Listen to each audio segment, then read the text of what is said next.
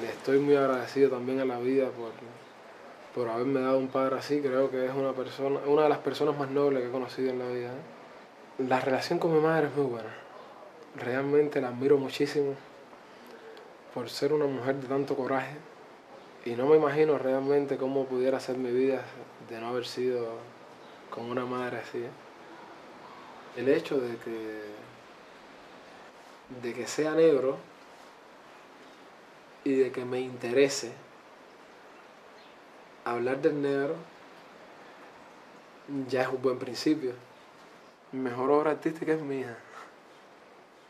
De eso estoy convencido porque creo que es lo más sincero que me ha salido, ¿no?